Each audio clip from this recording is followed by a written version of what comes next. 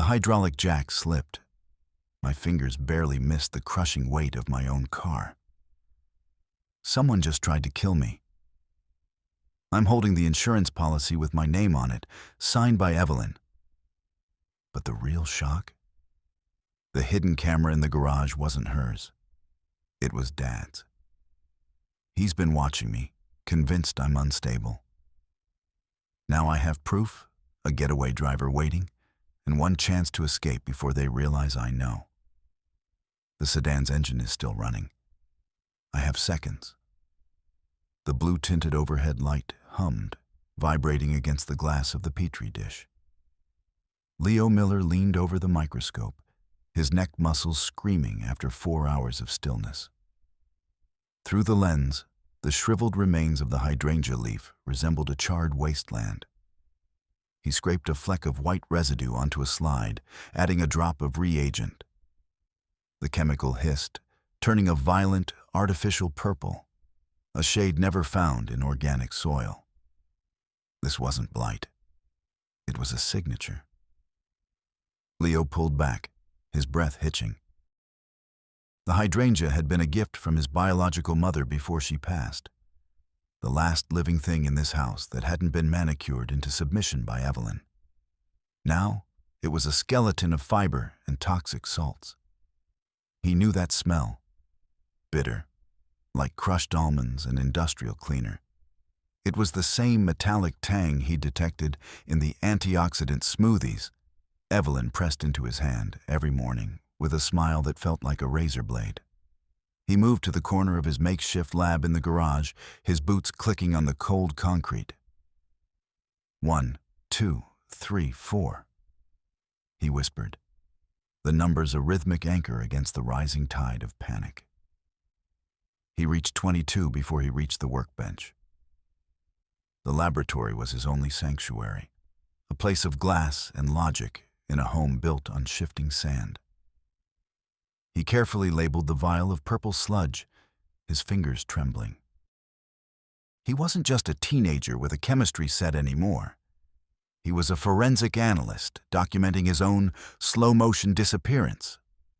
An hour later, the scent of burnt grease and stale coffee hit him as he slid into a vinyl booth at the back of Miller's Diner. Dust motes danced in the shafts of yellow light, cutting through the grime-streaked windows. Caleb sat opposite him, his oversized hoodie sleeves pushed back to reveal a collection of colorful wires wrapped around his wrist like bracelets. He didn't offer a greeting. Instead, he tore open a sugar packet, April 12th, Miller's Diner, and poured the white crystals directly onto his tongue. The infrared sensors trigger every 30 seconds on the north perimeter. Caleb whispered, his voice raspy. He tapped a hand-drawn schematic of Leo's house. If we're going to get into your dad's office, we have to move between the sweeps. Leo watched a bead of condensation drip down his water glass. My father resets the alarm code at 8 p.m. sharp. After that, the secondary grid goes live. But I've already mapped the blind spots. We have 12 minutes before the system runs a diagnostic. Caleb squinted at him, his eyes hard. Stealing from your own father. Bold, Leo, even for you. It isn't theft if the truth belongs to me, Leo replied, his voice dropping to a low murmur. 31, 32. He needed to see what was in that desk. He needed to know why his life was suddenly worth more than his presence. The darkness of the Miller household felt heavy, like a wet wool blanket draped over the furniture. Leo stood at the base of the stairs, his heart drumming a frantic rhythm against his ribs. 1, 2, 3. He counted each step as he ascended toward Robert's study. The house was silent, save for the rhythmic, triple scrubbing sound coming from the master bathroom. Evelyn, washing away the day's impurities for the third time. He reached the heavy oak door of the office. It creaked, a sound like a dry bone snapping. But he slipped inside. The room smelled of expensive leather and that sharp, stinging ozone from the air purifier. It was a sterile, vacuum-sealed tomb of a room. Leo didn't turn on the lights. He used the glow from his pen light, the beam dancing over the mahogany surface of Robert's desk. He bypassed the top drawers. Those were for show. He knelt, feeling along the underside of the desk for the catch Caleb had described.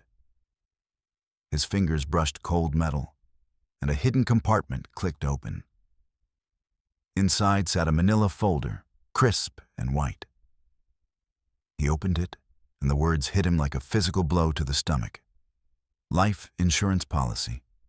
Beneficiary, Evelyn Miller. Coverage amount, $5 million. The paper felt oily beneath his thumb. It wasn't just the amount, it was the date. It had been filed 3 months ago, right around the time the smoothies started appearing. His breath came in shallow hitches. 45, 46.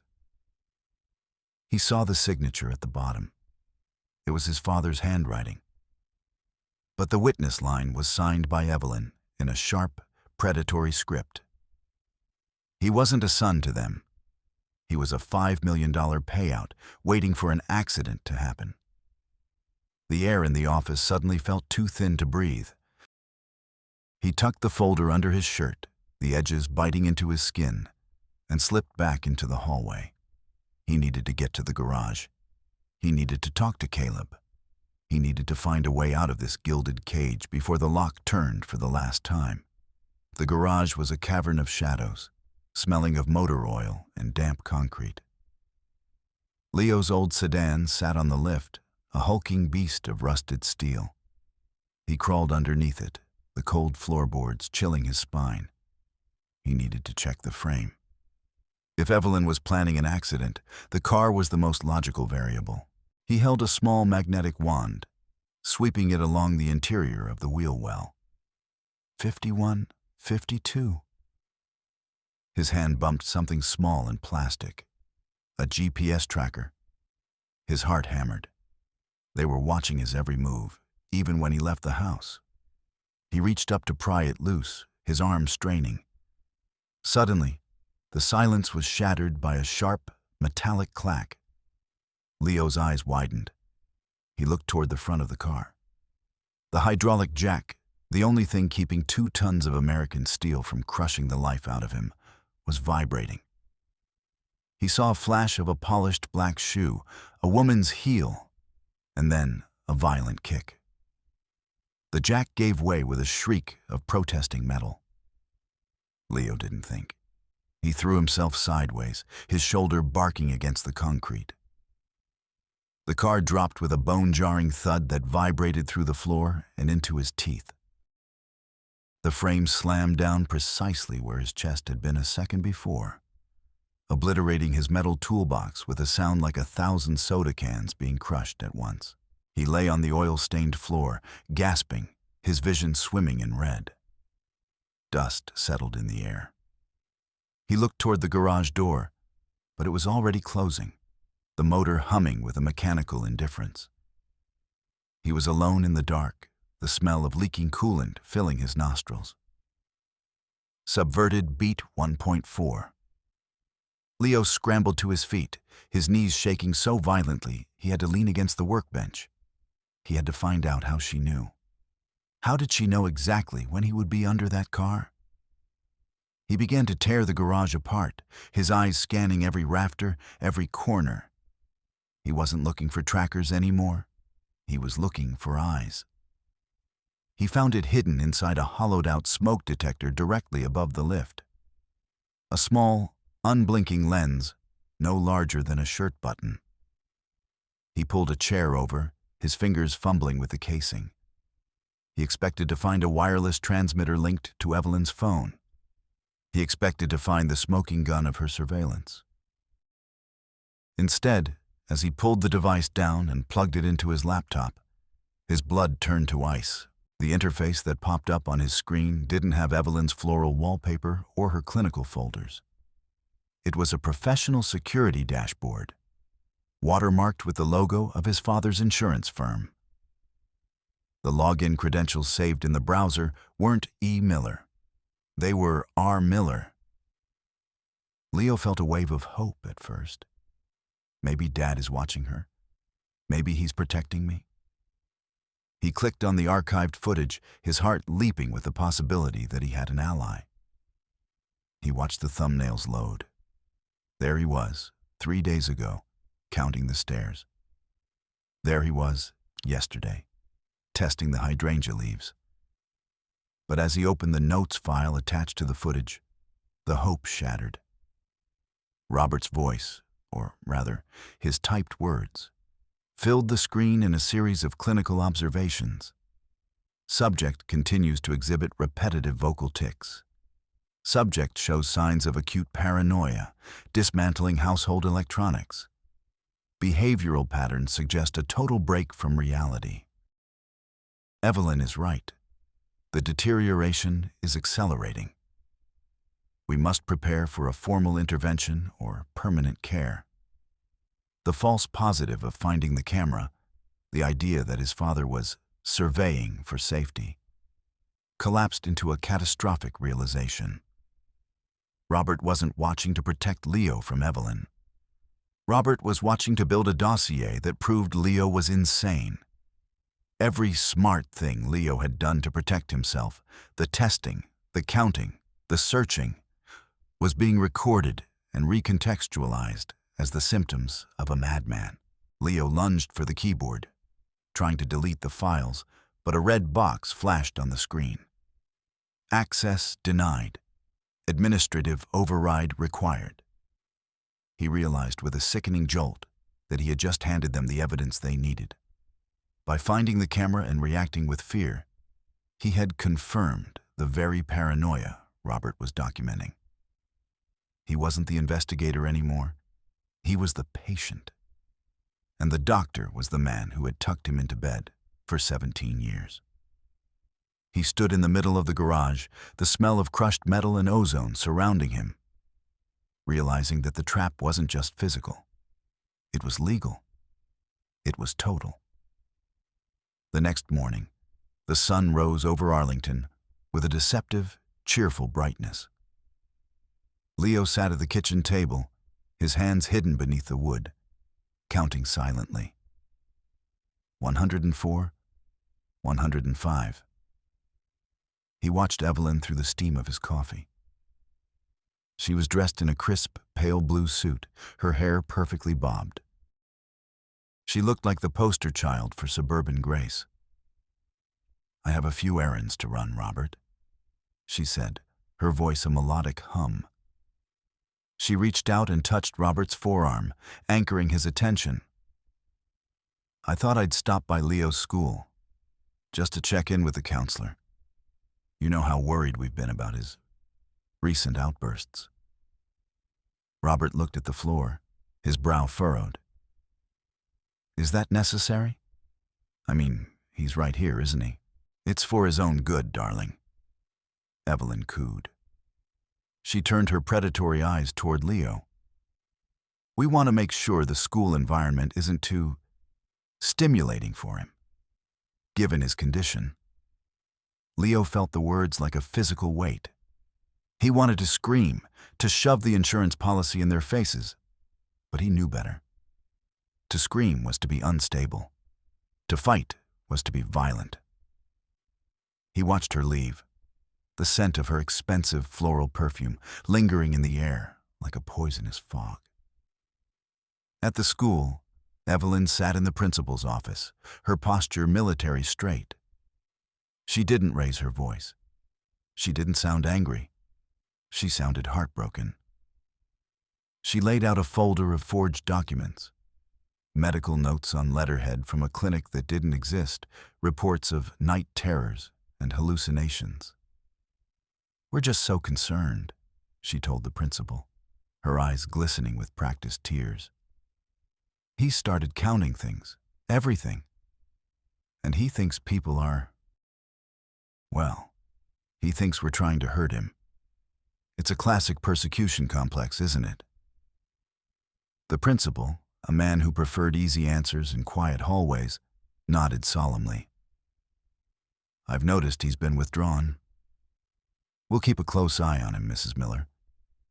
Thank you for being so proactive. By the time Leo walked into his first period class, the paper trail was already a mile long. He was no longer a student. He was a liability.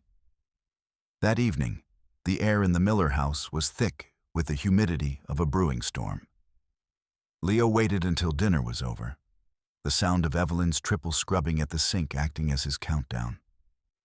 He followed Robert into the living room, the insurance folder clutched in his hand like a shield. "Dad, we need to talk," Leo said, his voice steady despite the thudding in his chest. Robert didn't look up from his tablet. "Is it about the car, Leo? Because the insurance adjuster said it looked like a mechanical failure of the jack. You really shouldn't be messing around with heavy machinery, right?" "It wasn't a failure. Evelyn kicked it." Leo shoved the folder onto the coffee table. "And this? Explain this. $5 million. Why did you sign this?" Robert finally looked up, but there was no spark of recognition, only a weary, hollow disappointment. He didn't even look at the papers. "It's standard family planning, Leo. We're a high-net-worth household. If something happened to you, God forbid, we need to be prepared. Why are you making this into something dark?" "Because she's poisoning me. Because she's watching me." Robert stood up, his slouch vanishing into a rigid defensive posture. "Enough. This is exactly what the doctors warned us about. The paranoia, the accusations." He stepped forward, his hand outstretched. "Give me your phone, Leo." "What? No. You're using it to feed these delusions. Caleb and those forums, they're rotting your brain. Phone, now." Robert's voice was a low, dangerous rumble. Leo backed away, but Robert was faster. He wrenched the device from Leo's hand, the plastic casing groaning. "You're grounded, Leo, until we can get you the professional help you clearly need." Leo stood in the center of the room, his hands empty, his heart a cold stone. He was cut off. No Caleb. No recording. No way to tell the world he was still sane. He retreated to his bedroom, the numbers ticking off in his head like a death watch. 212, 213. He reached for his door handle, intending to lock himself in, but his hand froze. The lock was different. The small, circular button that used to be on the inside was gone. He looked at the hinges. They had been moved. The door now swung outward into the hallway, and a heavy, keyed deadbolt had been installed on the outside of the wood. It wasn't a bedroom anymore. It was a cell. He ran to the window, but the smart home security shutters were already sliding down, their metallic slats clicking into place with a finality that made the room go dark. He was trapped in a box of his father's making, waiting for the treatment to begin. The heat wave hit Arlington like a physical blow. The air outside was a shimmering curtain of 98-degree humidity, but inside the Miller basement, it was worse. Leo had been sent down to organize the storage bins, a punishment for his latest episode. He was deep in the windowless room, surrounded by boxes of old holiday decorations and his mother's forgotten books, when he heard the heavy steel door at the top of the stairs slam shut. Click. The electronic bolt engaged. Leo lunged for the stairs, his boots thudding against the wood. 1, 2, 3. He threw his weight against the door, but it didn't budge. "Evelyn!" he screamed, his voice muffled by the thick insulation. "Open the door!" There was no answer, only the sudden, deep-throated roar of the furnace kicking on. Leo frowned. It was July. The air conditioning should have been humming. He moved toward the vents, and a blast of scorching, dry air hit him in the face. He checked the smart thermostat on the wall. The digital display was climbing. 90 degrees, 100 degrees, 110 degrees. Evelyn had hacked the system. She was turning the basement into a kiln. The air grew heavy, thick with the smell of scorched dust and old cardboard. Leo's skin began to prickle, his breath coming in ragged gasps. He looked around the room, his vision beginning to blur. There were no windows, only a small, rectangular ventilation gap near the ceiling, barely 6 inches wide and reinforced with wire mesh. He grabbed a heavy pipe wrench from a nearby shelf. His movements were sluggish, his coordination failing as the temperature hit 120. He swung at the vent, the metal clanging against the brick. 301. 302. He had to get out. He smashed the wrench into the glass of the vent, the shards spraying inward like diamonds. He dragged a heavy plastic bin to the wall, climbing up, his fingers clawing at the jagged opening. The heat was a physical weight on his back, pushing him down. He squeezed his shoulders into the gap, the broken glass biting into his forearms. He didn't feel the pain, only the desperate need for oxygen. He wriggled, his shirt tearing, his skin scraping against the rough concrete. With a final, agonizing heave, he tumbled out onto the scorched grass of the backyard, his lungs burning as they hit the humid air. He lay there for a long time, the smell of his own singed hair in his nostrils, watching the house hum with a quiet, murderous efficiency. 2 hours later, he was at the abandoned warehouse on the edge of town. Caleb was waiting, his car idling in the shadows. He looked at Leo's bloodied arms and his hollow eyes, and for the first time, he didn't make a joke. He handed Leo a bottle of water and a clean shirt. "I got the rest of the files," Caleb said, his voice low. "I went through the metadata on the insurance policy." Leo took a long drink, the cold water hitting his stomach like a miracle. "And?" Caleb pulled a tablet from his bag. "It wasn't just your dad and Evelyn. Look at the secondary signature on the digital filing." Leo leaned in. The name was typed in a font that screamed of tradition and billable hours. "Witness, Arthur Henderson, Esquire." "The family lawyer," Leo whispered. "He's been with my dad for 20 years. He handled my mom's estate." "He's the one who notarized the mental instability clauses," Caleb said. "He's not just a witness, Leo. He's the architect. He's making sure the paperwork is airtight so that when you have an accident, the payout is immediate and unquestioned." Leo looked back toward the suburban skyline, the lights of Arlington twinkling like a trap. He realized then that he couldn't run to the police. He couldn't run to the courts. The system was owned by the people who wanted him dead. "We're going to the cabin," Leo said, his voice cold and hard as the wrench he'd used to break free. "The trip to the Blue Ridge Mountains. They think they're taking me there to finish it. But we're going to turn the cameras on them." The drive to the Blue Ridge Mountains was a descent into a gray, claustrophobic world. The fog rolled off the ridges in thick, woolly waves, swallowing the road and the towering pines. Robert drove in silence, his eyes fixed on the taillights ahead, while Evelyn sat in the passenger seat, humming a soft, tuneless melody. The cabin was a jagged silhouette of timber and stone, perched on the edge of a ravine.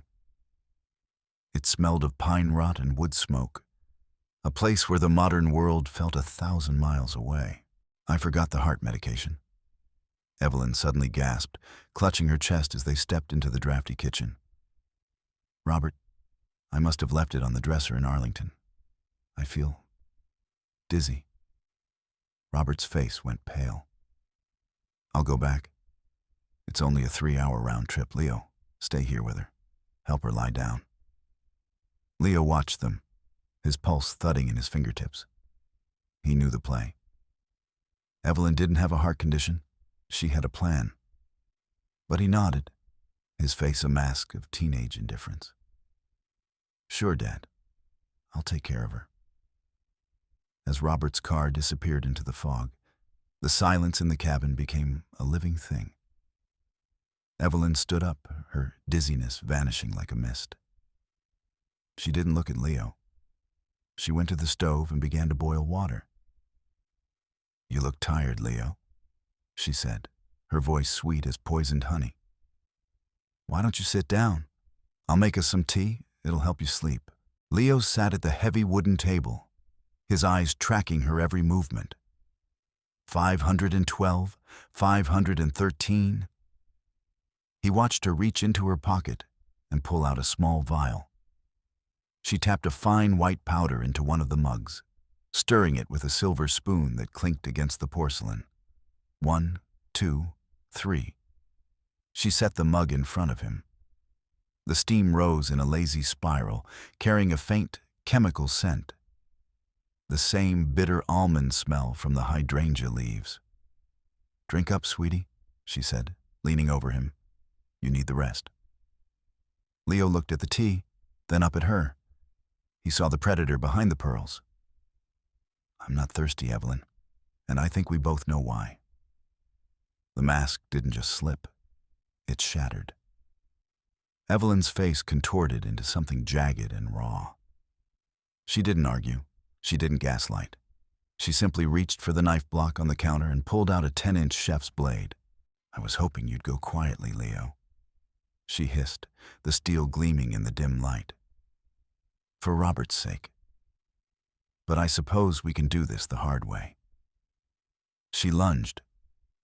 Leo threw his chair back, the wood splintering against the floor. He scrambled toward the living room, the knife whistling through the air where his throat had been. The cabin was a maze of shadows and sharp corners. A thunderstorm broke overhead, the lightning illuminating Evelyn's face in strobing flashes of madness. They danced through the dark, a frantic, silent struggle. Leo used the furniture as shields, his breath coming in jagged sobs. He wasn't counting anymore. He was surviving. He lured her toward the pantry, a small windowless room with a heavy oak door. As she swung the knife again, he ducked, her blade burying itself in the doorframe. He shoved her with every ounce of strength he had, her body slamming into the shelves of canned goods. He slammed the door shut and slid the heavy iron bar through the handles. He leaned against the wood, gasping, the sound of her pounding fists vibrating through his spine. He had her. He had the evidence. He reached for the satellite phone he'd hidden in his bag, his fingers trembling. Subverted beat 3.5. Leo fumbled with the phone, his heart soaring. He had neutralized the threat. He had the villain locked away. He just needed to call Caleb, to confirm the live stream was active, to call the authorities and end this nightmare. "It's over, Evelyn," he shouted over the roar of the thunder. "I have the recording. I have the insurance papers." The pounding on the door suddenly stopped. There was a long, chilling silence. Then, a low, melodic laugh bubbled through the wood. "Oh, Leo." Evelyn's voice was calm, almost pitying. "You really think you're the one in control here? Look at the clock, darling." Leo frowned, glancing at the wall. It was 11:15 p.m. "I called the local sheriff 20 minutes ago," Evelyn said, her voice rising in a practiced, hysterical tremble. "I told them my stepson had finally snapped. I told them you found the kitchen knives. I told them you were screaming about insurance and shadows. I even left the line open so they could hear you attacking me." Leo felt a cold prickle of dread. "They won't believe you. I have the bruises from the garage." "You have bruises from a car accident that your father already documented as your own negligence," she countered. "And as for right now, I've spent the last 10 minutes in here self-inflicting. I have a beautiful gash on my arm from that knife you shoved me with. I have your fingerprints on the handle from when we struggled. the false positive of his victory. The idea that locking her away was the smart move collapsed. By trapping her, he had completed her narrative. To any outsider, he was the violent, psychotic son who had barricaded his terrified stepmother in a pantry. He wasn't the hero. He was the monster in the headlines. And the best part? Evelyn whispered, her face likely pressed against the wood. I have a recording of my own, not of your truth, but of your screams. I've been recording our conversations for weeks, Leo. I have snippets of you sounding absolutely unhinged. The police are 5 minutes away, and they aren't coming to save you. They're coming to put you in a padded room where I can visit you and finish my work in peace. The world tilted. Leo looked at the iron bar he had so carefully placed. It wasn't a cage for her. It was a tomb for his reputation. He heard the distant wail of a siren, a lonely, mournful sound cutting through the mountain mist. He was trapped in a cabin with the law coming to arrest him for his own attempted murder. And the only witness was a woman who had spent months turning his sanity into a weapon. He scrambled into the small study, his mind racing. He found her digital recorder on the desk, hidden behind a stack of books. He hit play. His own voice filled the room, but it was distorted, edited. I'll kill you. The money is mine. You're not my mother. She had spliced his words together with the precision of a surgeon. He was looking at a masterpiece of character assassination. He looked at the window. The fire was starting. Evelyn had reached through the slats of the pantry and knocked over a kerosene lamp. The orange glow began to lick at the dry timber of the porch. She was going to burn the evidence of the struggle and claim he started the fire in a fit of mania. Leo didn't panic. He couldn't afford to. He reached into his pocket and pulled out a small, jagged piece of metal, the security strip from a bill he'd scavenged. He jammed it into the smart lock sensor on the front door. A spark erupted, the smell of scorched plastic filling the air, and the lights died. The system reset, the electronic bolts sliding back with a mechanical clunk. He wasn't running. He was setting the stage. He pulled out his laptop, the one Caleb had rigged with a satellite uplink. Caleb, tell me you're there. He whispered into the mic. I'm here, Leo. The feed is live. We have 300 viewers. Your dad's office desktop is one of them. He's watching, man. He's watching it all.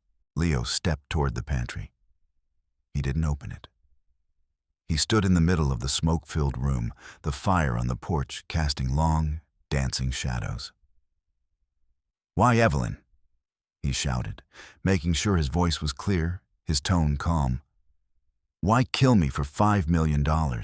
You already have everything. Inside the pantry, thinking the power cut meant the cameras were dead, Evelyn let out a jagged laugh.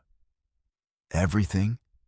I have a husband who can't look me in the eye and a house that smells like your mother's ghost. That money isn't just a payout, Leo. It's my exit strategy. It's the price of never having to scrub your filth off my floors again. And the lawyer, Henderson?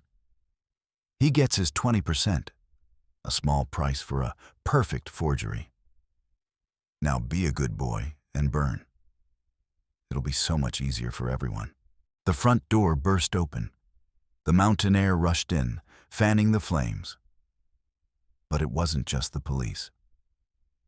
Robert stood there, his face ashen, his phone clutched in a trembling hand. He wasn't looking at the fire. He was looking at the screen, where Evelyn's mocking face was being broadcast in high definition from the hidden camera Leo had planted in the pantry's ventilation slat. Evelyn?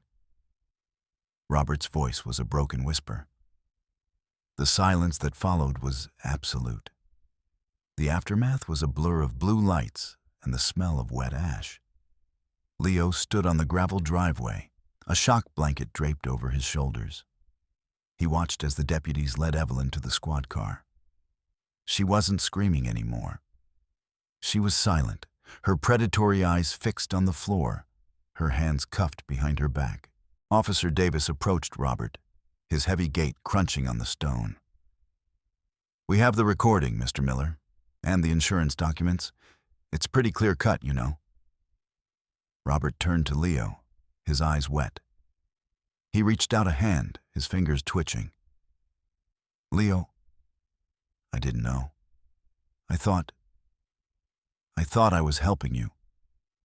I thought I was being a good father by trusting her." Leo looked at his father, really looked at him. He saw a man who had chosen comfort over truth, a man who had watched his son drown through a lens because it was easier than jumping in to save him. "You weren't helping me, Dad," Leo said, his voice flat. "You were watching the show." He turned away, the numbers finally stopping in his head. 1001. He didn't need to count anymore. The ground beneath his feet was finally solid. 3 weeks later, the gray drizzle of Seattle felt like a baptism. Leo sat in the guest room of Aunt Sarah's house, the scent of lavender and old books replacing the ozone and scorched dust. There were no cameras here, no smart locks, just a window that looked out over the Sound. Sarah stood in the doorway, a mug of cocoa in her hand. She didn't ask him how he felt. She didn't tell him to be well. She just hummed that low, mournful funeral dirge, a sound that should have been scary but felt like a lullaby. "The boxes are all unpacked, Leo," she said softly. Leo looked at a photo on his desk, the one of his mother. He had cropped Robert out of it. He realized that his life had been measured in dollars and cents by the people who were supposed to love him. He had been a variable in a ledger, a risk to be mitigated. But as he looked out at the rain, he realized he was finally more than a signature on a policy. He was a survivor. And for the first time in 10 years, he didn't need to count the steps to know he wouldn't fall. He simply stood up and walked toward the door,